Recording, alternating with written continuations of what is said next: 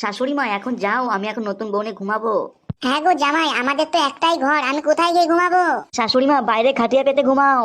তুমি কি পাগল নাকি জামাই? বাইরে খুব ঠান্ডা, আমি এই ঘরের ভিতরেই ঘুমাবো। ও শাশুড়ি মা তুমি কি পাগল নাকি? আজকে আমাদের ফুল সজ্জা। তাতে কি হয়েছে জামাই? তোমার উপরে ঘুমাও, আমরা দুইজন নিচে ঘুমাই। গুদমারানি বোঝারই চেষ্টা করছি না। ঠিক আছে শাশুড়ি মা, তাহলে তোমরা ঘুমিয়ে পড়ো, আমরাও ঘুমিয়ে পড়ি। ঠিক আছে বাবা জামাই। কি গো তুমিও ঘুমিয়ে পড়ো? জামাইদের সঙ্গে যে কি করে ঘুমাবো লেওড়া, আজকে তো জামাইদের ফুল সজ্জা। এ তো পক পক করবে না, কত করে আওয়াজ তুলবে না, কি করে যে ঘুমাই। যাই লেওড়া, আজকে নতুন বইয়ের বাগানের চুমু খাবো।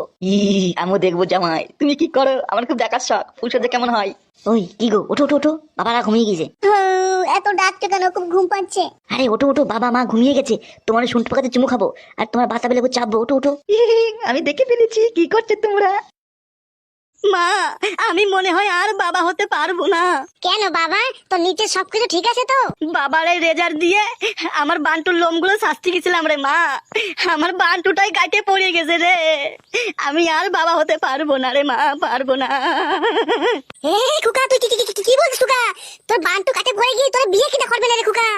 জানি না রে মা, আমার একটু কাদা মাটি দিয়ে আমার বান্টু বানাই দে রে মা।